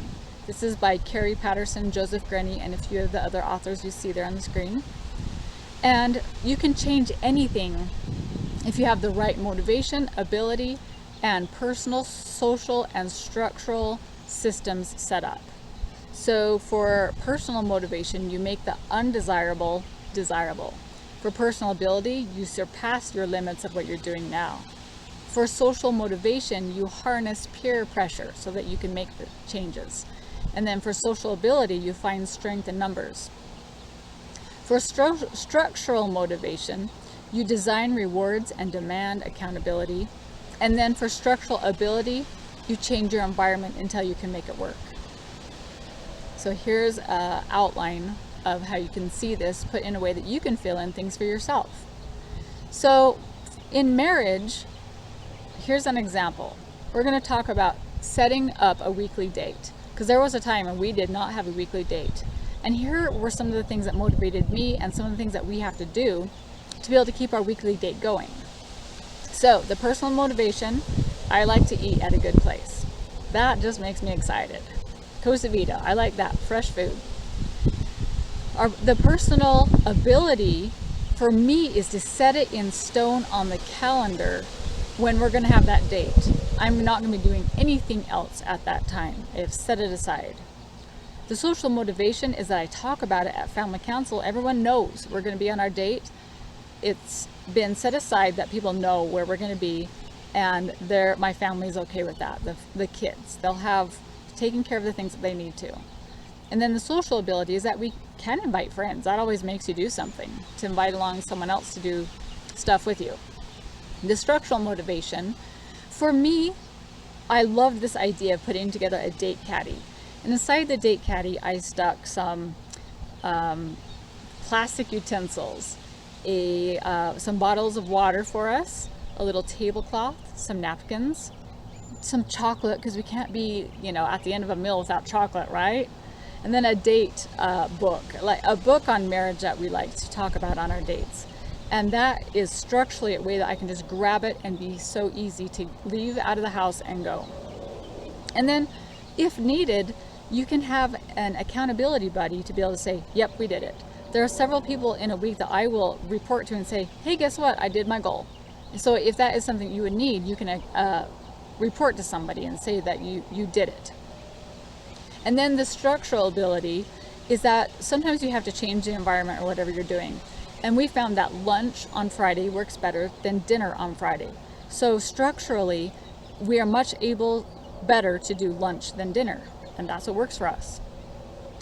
Also, we've been wanting to establish and have been working on a 20-minute daily talk to be able to communicate, to be able to connect daily. So for me, the personal motivation is a foot rub. Oh, yeah. And then the personal ability for me is that to be able to have this 20-minute talk, I have to have my stuff done by 9 o'clock p.m. Just have it done. Be ready to finish off and give myself to my spouse at that time. The social motivation would be our family prays and reads scripture together at 9 p.m. every night, and I make sure that everyone has everything taken care of for the next day at that point. The social ability is that the family is on board. They know, okay, mom and dad need their time. They're going to be doing their 20-minute talk, so let them do their stuff and don't interrupt them. The structural motivation is that we find a relaxing spot on a perfect place on a couch that works for us. And then the structural motivation also is that this is kind of funny, but my husband likes to watch the news sports recap of the day. And if we're not done by the time that news program starts, we have not got our 20 minutes in. And so we kind of have this boundary of where we can fit this in. So that kind of makes us do it because we know that he's going to go watch his sports if we're not done. And then the structural ability is that sometimes we do have to change the time or the place as needed to be able to make it work. If we're on vacation or if something comes up, we might need to change something as needed. So what can you work on in your marriage? How can these influencers work in your favor? What could you fill in here in this chart that I've given you to be able to figure out how to make something work that you've been wanting to make work? Now I want to talk about the influencers of the people in your life. Daniel Amen compares negative affect people with ants. If you've ever picked up a container with ants crawling on it, within seconds they crawl into your body, where you then try to brush them off. Ants give you ants, A-N-T, automatic negative thoughts. He challenges, list the 10 people you spend the most time with. Make a note of how much they support you and the ways in which you would like to be supported more. Certainly stay clear of ants. So in marriage, make sure you surround yourself with positive people who are making a good influence on you. So who in your life, on screen and off, is affecting you the most? So Daniel Amen said 10 people. I say at least 5. I've heard the statistic that the 5 people who are in your most influence you the most. That makes sense, right? And some of them are online. So just stop for a second and write down who those top 5 might be. And then what's one negative influencer you can let go of? I put down statistics because sometimes it's like, well, a married couple is supposed to fill in the blank. This is the thing that they're supposed to do. And sometimes if I can just say, let go of the statistics because that is influencing me negatively, I will. So what's one thing you could let go of? How about one positive influencer you can increase? For me, there are some podcasts that both my husband and I can get on board with and say, did you hear that podcast by Jennifer from Lace & Fife, who we both agree on? And we both don't always agree. Most of the time we don't agree. So when we do agree on one, it's fun to say, hey, listen to this one. Gandhi says, be the change you want to see in others. So take care of yourself. So as I said, pause and answer these few questions now. Just take you a minute. Next, I would like to talk about, or actually, here's a lovely quote. When you treat your spouse well, it's in your very best interest. The degree to which you respect and love your spouse is equal to the degree to which you respect and love yourself. You have the opportunity to learn to treat yourself better, and when you treat both of you better, everyone is better. When you take the influences in your life and put them towards treating both of you better, it's only going to be a win-win. So what is your why? What do you want more of in marriage? What does it look like? If you could wave a magic wand and have whatever you want, what would that look like? What does it feel like? So here's some tips to creating and accomplishing your why. Use all of your senses to envision what it is you want. What you see, what you hear, what you touch, what you taste, and what you smell. Do this for a few minutes. Try to just really feel it, because your brain doesn't know the difference. When you are sticking these things of your senses into your brain, it doesn't even know that it's not real.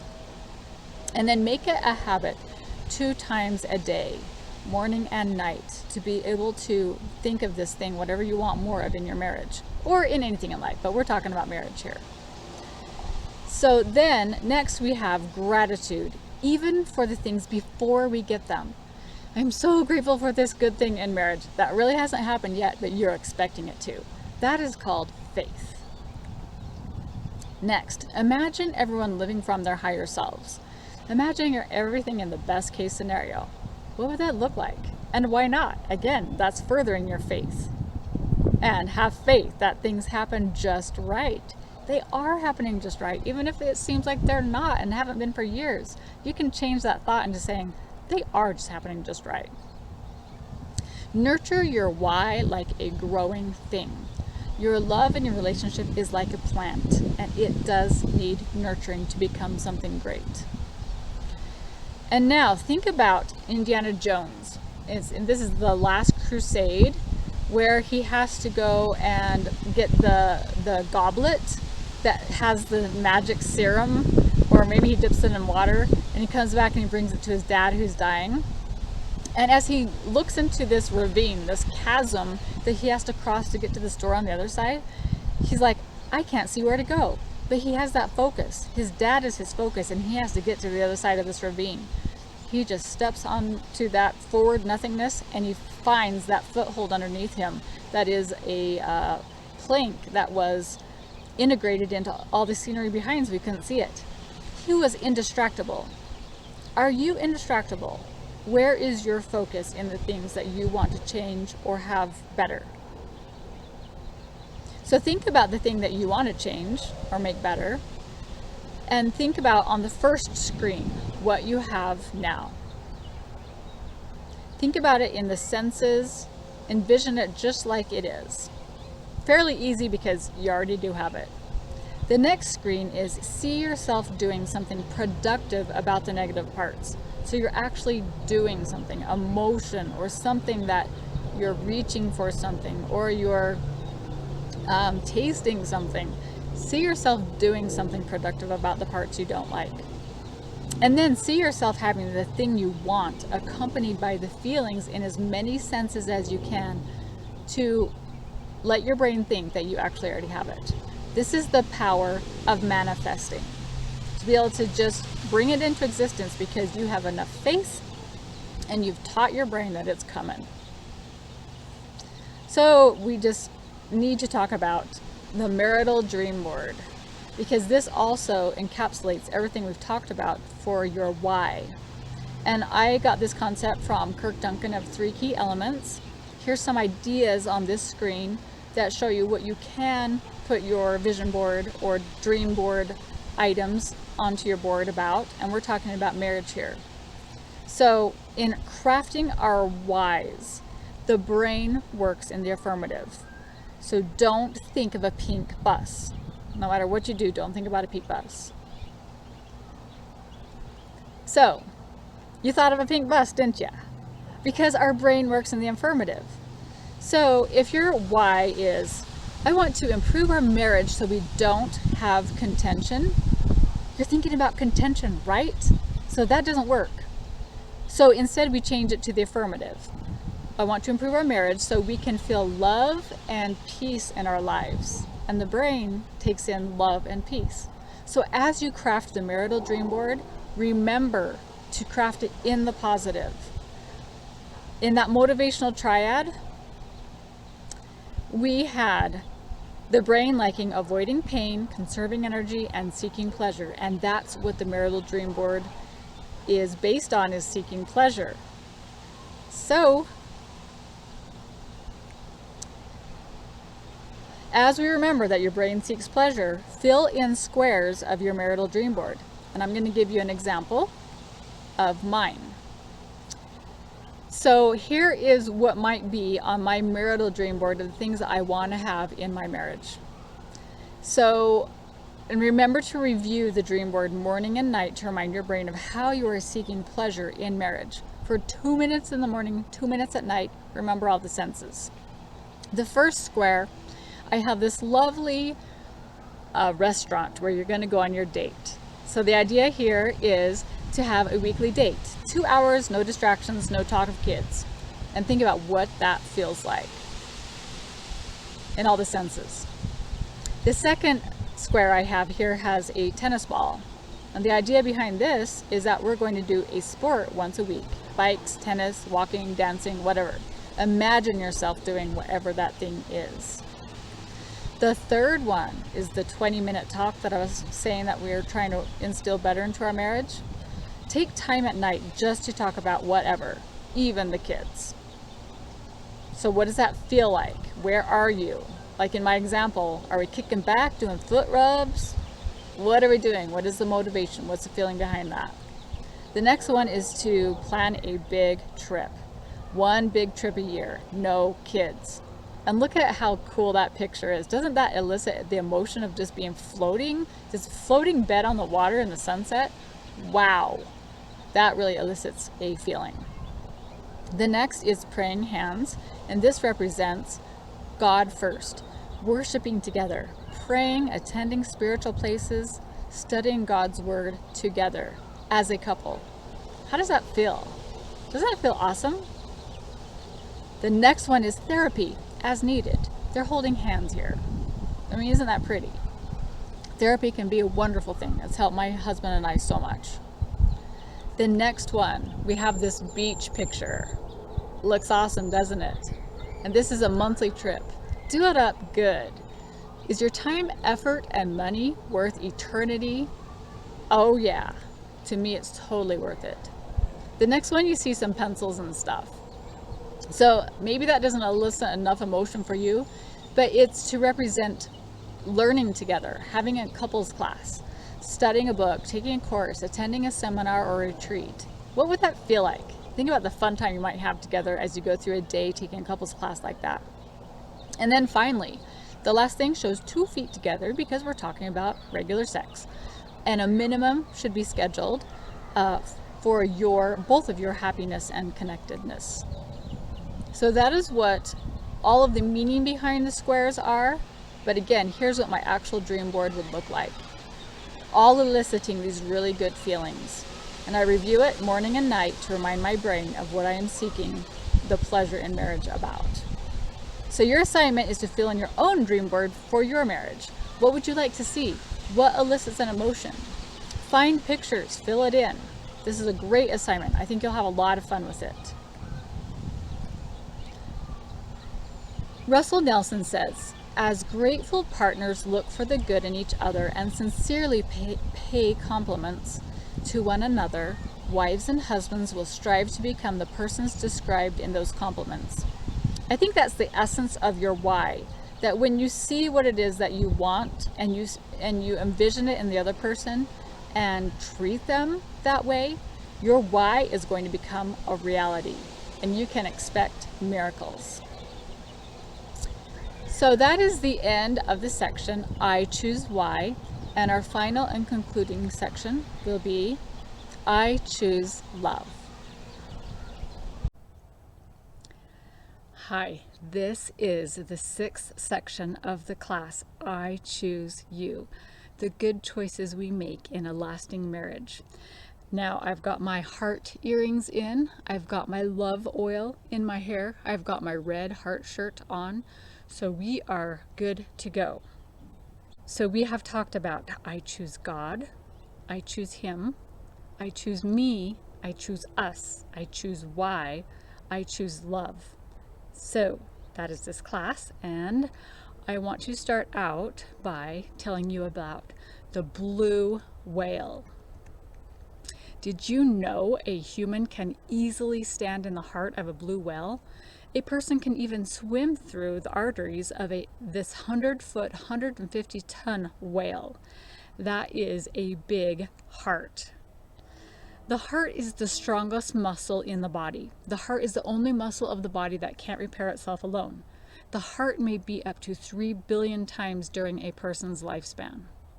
While I read the scriptures, I like to circle little red hearts around every word heart. And here are some of the words describing hearts.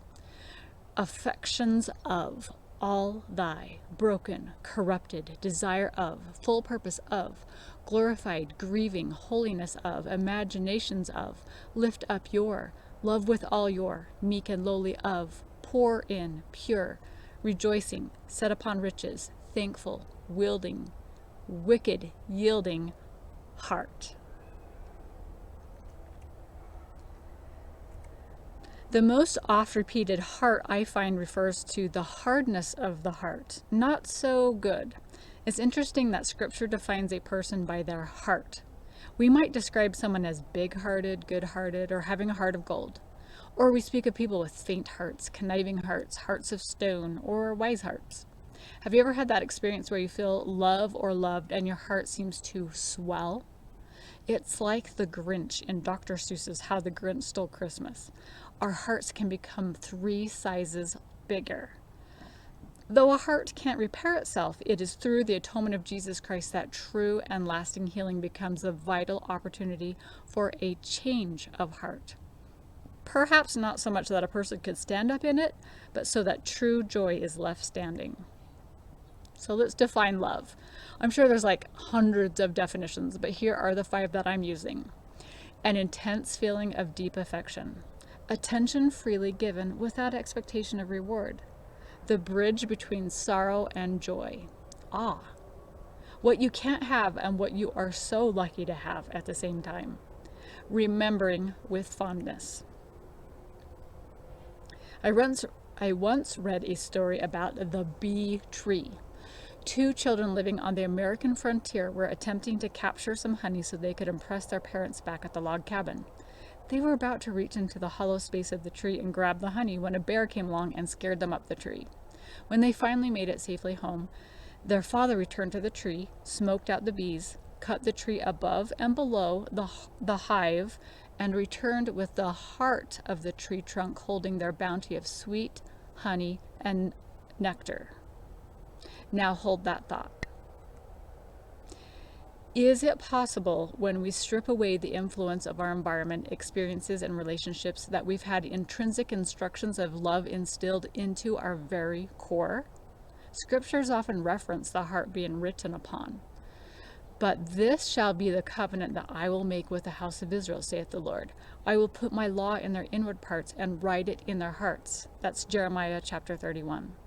The Apostle Paul says, Ye are our epistle, written in our hearts, written not with ink, but with the Spirit of the living God, not in tables of stone, but in the fleshy tables of the heart. It seems the heart serves as an organ that is capable of holding deeply held beliefs, such as Christ being written on our very hearts, and we are written on his palms. The Lord says in Isaiah 49:16, Behold, I have graven thee upon the palms of my hands. Thy walls are continually before me.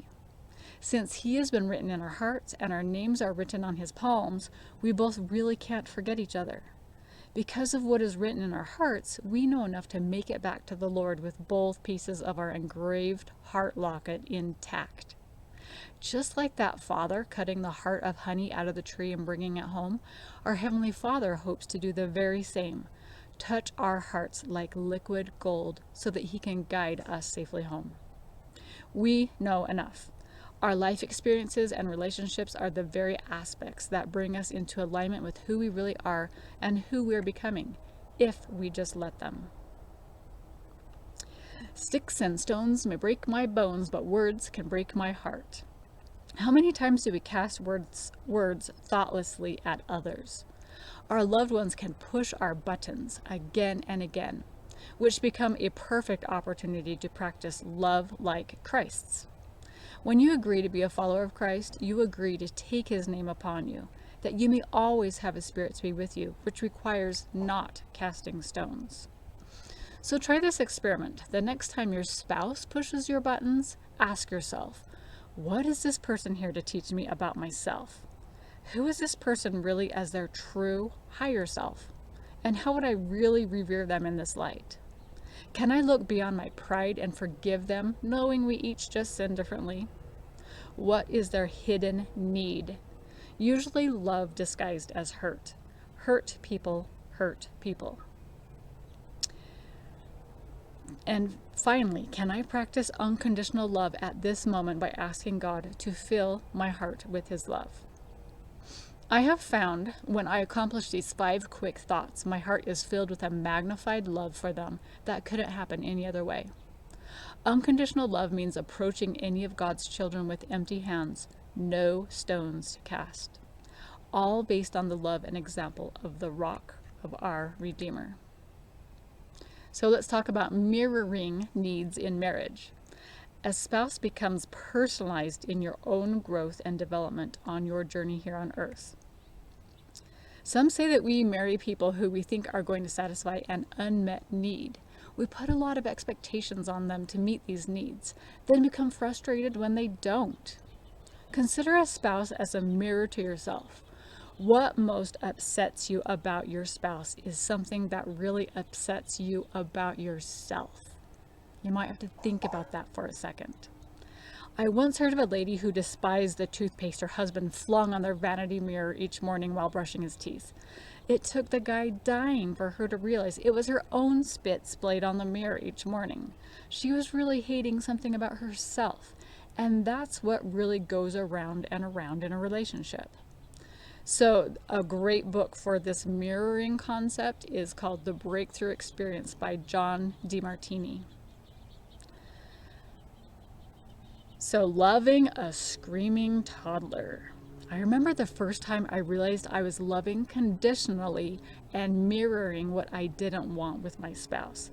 In the middle of a heated conversation, these thoughts hit me. I expect him to love me unconditionally, which I'm not doing for him by creating the expectation that he should love by dropping expectations. Whoa. Also, to love Christ means to let him be as he will and not take it personally. I can be perfectly okay when he is not. My being true to myself doesn't have any conditions on him. Also, I get in his way of figuring out his own stuff when I argue back. I can keep to the topic at hand or shelve it if I'm not feeling God with us. So think about it. When toddlers are crabby and inconsolable, you don't punish them for feeling out of control with their emotions. You pick them up and cuddle them and allow them space to settle. A spouse can be like a toddler who can't make sense of his emotion, and he takes it out on the closest participant in his life, his wife. He may have experienced emotional abandonment in his youth. It's funny how a person marries another person they hope will solve what wasn't fixed before marriage. A wife can learn to hold to her boundaries while honestly seeking to love her imperfect husband as herself, resulting in charity and a heart filled with peace and gratitude. Everything changed for me that day when I saw things as they really were. So I continue to work on problems and see them for what they are. Remember, divorce doesn't solve a problem, it stops a solution. And if that solution means creating something completely new, so be it. John, by the way, sums up charity, or the pure love of Christ, nicely. Charity means love of Christ, love for Christ, and love like Christ. Love in its many forms. Even when Christ wanted to be alone, people sought him out, and they wanted to be around him. Did not our heart burn within us, said the men who walked unknowingly alongside Jesus after his resurrection? Christ had truly mastered love. So let's think about charity in marriage. What does it take for you to feel this kind of love in marriage? Well, can you accomplish a swelling heart and a heart burning of love, even in the day-to-day and in the conflicts? I believe it requires a redirect. You can still address unpleasant issues and work at keeping a loving feeling. 'Tis better to have loved and lost than never to have loved at all. That's by Alfred Lord Tennyson. If that's true, then I can wear myself out creating a greater score towards having loved so that if it's ever lost or missing for a while, it will outweigh the pain of loss. And like two good extremes, beat never having loved at all. In other words, it pays to practice at good loving. When I don't give love somewhere, I fail to get it. I seem to think I still have the same love amount and others remain the same, but virtue actually leaves me. When I give love, I receive more of God's love, and others receive it through me and become better because of it. A successful marriage requires falling in love over and over again, always with the same person. That's by Mignon McLaughlin.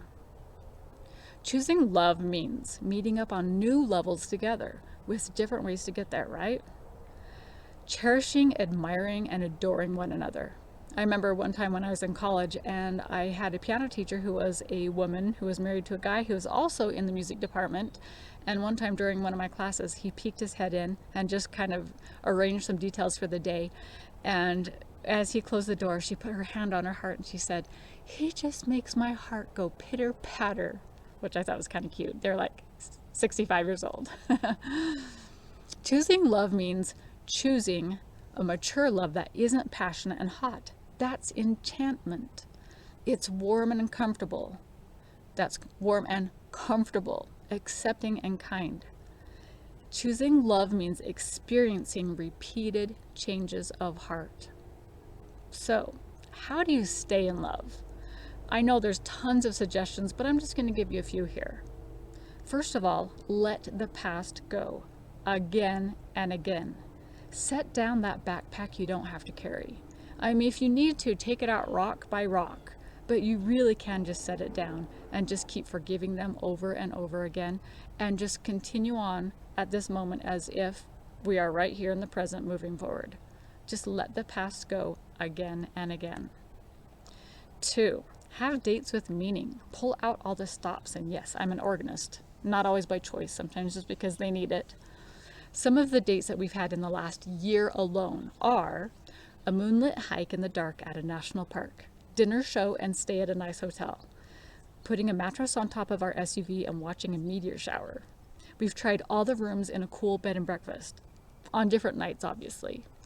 My husband set up Scrabble, the game, in a tent in the bedroom at Christmas time with a screen fireplace that was actually on the laptop. Concerts, programs, plays, Shakespearean, comedy, theater in the round, you name it. Cross-country skiing at state parks and golf courses, frolf, which is frisbee golf, and suicide shakes, where you put all the flavors together that you can think of, like grasshopper and cherry and pineapple and caramel. And then also we are becoming hot springs aficionados, where we try to check out all of the different hot springs around and which one we like, and they're really fun just to go and check out together. So we always do one getaway per month. We make it good on our once a month getaway, and then we have our weekly Friday dates. And usually this is tennis and going out to lunch somewhere and maybe talking about something about marriage. It's just kind of fun to do that. And then I love this idea. This is an idea called the attention given to spouse is like a phone or a device. So think about how you treat your phone or your device, and how is it like you treat your spouse. This is an idea by my mentor, Tamara Fackrell. She's a PhD she's a divorce attorney. So where is your device? Are you keeping it clean and dry? Are you keeping it charged? Keep it updated and decluttered. Take a break from it as needed. How else can you care for your phone or your device? And isn't that a great piece of advice, to treat your love like a device? And lastly, choose to have a good spirit with you. So let's go over just a few points there. When you choose to have a good spirit, you're going to have boundaries for yourself so that you can have self-care, so that you are good enough to have a good spirit with you. And then you repeat boundaries, self-care, have a good spirit over and over. Also, tap into the power of love. Make one man weep, make another man sing, right? So be intentional about having love in your life. Tap into that power. Also, study love like you do scriptures or good nutrition. If you daily study your scriptures, and if you are regularly listening to podcasts or looking at information on how to be better with your diet or with exercise or whatever, you're studying that regularly. So study love like you do other things that you study regularly. Or we might even say sports. My husband likes to watch a sport every night, so the sports news, so why not just study it like you do something that you regularly do anyway? Study love. And then reach out to others. Nobody said we had to do this all by yourself. Reach out to others as you need and get the help that you need, because you're not going to be able to do it if you have struggles by just the two of you. And like I've said, we want to reach out for God first too, but then He can guide us to those people who are going to help us. Trusted friends or therapists or church leaders, whoever it needs to be, to get the help that you need. And then I love this word, meekness. And sometimes we think of meekness as weakness or, just limp wristed, but it's not. It's actually choosing agency to be teachable and willing. Meekness is strong, and the meek will inherit the earth. This is what Jesus was. Can we be meek with our spouses and be teachable and willing? And then this point is a little interesting one. I'd like to challenge you to try this. Feel love or a good spirit about you by fasting. And this kind of fasting is going without food or drink, including water, for 2 meals. So that's like from dinner to dinner, for example. You set aside the hunger of the body to feed the spirit, to nourish love. Do you believe it's possible? Do you think that you could feel that? Do you think you could go that long? Try it out and see what you think. So then choosing behaviors. So this one's kind of like the opposition, the little devil on the shoulder. So knowing and sometimes doing what your spouse likes. I put it this way, that choosing behaviors means knowing and sometimes doing what they like, because sometimes you don't do it, or you forget to do it, or it's just not even in your thoughts to do it. But you have to remember, you're still okay. You can still receive and give love unconditionally and not do everything your spouse wants you to do. Be true to you. And then choosing sex. Sexual intimacy is the one real thing that sets us apart from any other kind of loving relationship. It makes it unique. Sex allows you to engage with your spouse as you will with no one else in your life. Hence, you must choose into it. Schedule it if needed. Prioritize it. Figure out how you can make it work for both of you. If you are the lower desire, find an amount that makes you both happy. If you are the higher desire, pray to know how to balance your drive with other methods of fulfillment. And we'll talk about that more, the methods for increasing intimacy in class 11. So what about when you've tried everything and you're still struggling in marriage? Well, there's this wonderful concept that I love. This is compensatory power. There is a compensatory power, an additional spiritual endowment, a revelatory gift for the righteous. Compensatory means reducing or offsetting the unpleasant or unwelcome effects of something. This added blessing of spiritual power does not settle upon us just because we are part of this generation. It is willingly offered to us. It is eagerly put before us. But as with all spiritual gifts, it requires our desiring it, pursuing it, and living worthy to receive it. That is by Neil Anderson. So, compensatory power helps us when some things in marriage seem insurmountable. We can know that we can qualify for this, as it makes us more than we can be on our own and makes more of what we have to work with it. So pray for it. Live for it in marriage.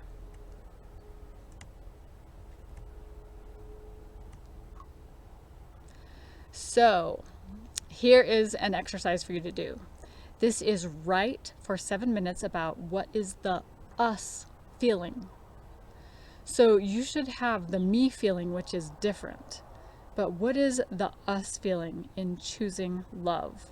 What does that feel like? So here's an idea of us feeling ideas. It's a feeling of camaraderie, of just liking to be with that person, your spouse. You might want them to be the first to know. So you're just so excited to tell them about something. You can't wait for them to come home or to go on this date or whatever it might be. There's a tenderness about them when you see them doing things, or witnessing them doing something that really makes your heart beat a little faster and a little more gently. You can count on them. It's like, well, if there's no one else around, you know that you can count on them. That is, of course, saying you count on God first, but you know that you can count on them.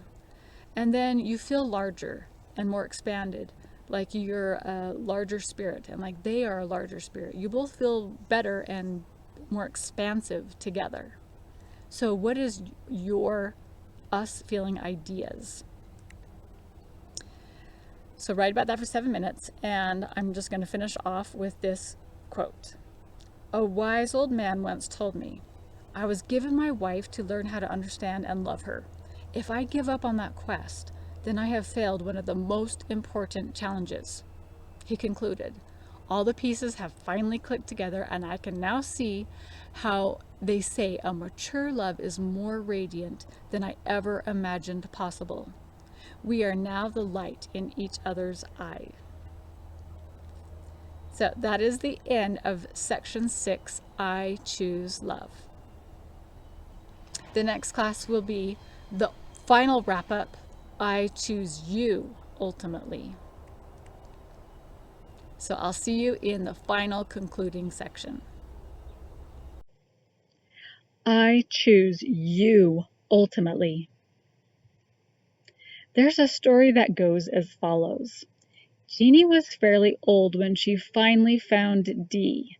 She wasn't so enamored with him, but accepted to marry him, she at age 30 and he at 40. She was wishy-washy right up to the wedding. Jeannie told Dee if she got a prompting at the altar not to marry him, she wouldn't follow through with marrying him. Nothing stopped her, and she did marry him, and they had children together, 5 beautiful red-head daughters. Dee wasn't very quick or profitable in the work he did with animals, so they barely made it financially, and only because Jeannie worked as a school teacher for several decades. Unfortunately, Jeannie was diagnosed with breast cancer, and choosing not to treat it medically, she died around the age of her 5 girls finally finding spouses and getting married. Dee hung on for quite a while, living with his daughter Tammy, who took care of him for several years. Dee got old, got sick, and started to die. His 5 girls came to bid him farewell, but he didn't die. He hung on for weeks and weeks. His girls could see he was ready to pass on, but he seemed uncomfortable passing from this world to the next. So they finally asked what the hang-up was. It's okay to let go, Dad.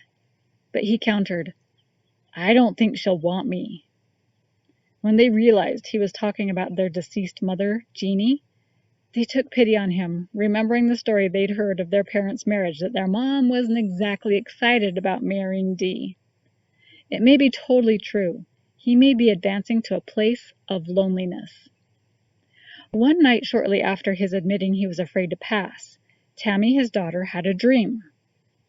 In the dream, Tammy was visited by a young version of her mother. Tammy couldn't believe she'd have such a chance to actually speak to this mother long gone. So she pled, Mother, Dad is afraid to die because he thinks you won't want him. Jeannie answered with a beaming smile, Oh, I want him. Things are different here. Tell him to come on up. So Tammy did tell her dad she believed her mother definitely wanted Dee. Why? What would be different? Well, whatever the case, she convinced him things would be different in another realm. Dee passed peacefully the next day, surrounded by his 5 lovely red-headed daughters. What can we take from this story? Things between you and your marriage may be more right than you realize. Your very choosing your spouse right now may set a standard of choosing well for later. If you could remember your time before Earth, do you think you could or would have chosen each other? How does this story make you feel different about choosing each other? Well, I hope you will choose God, choose your spouse, him, choose yourself, choose both of you or us, choose your why, and ultimately choose love. Because you treat differently what you want to last forever. Thanks for taking this course, and I hope you have a wonderful marriage and enjoy the rest of my courses as well.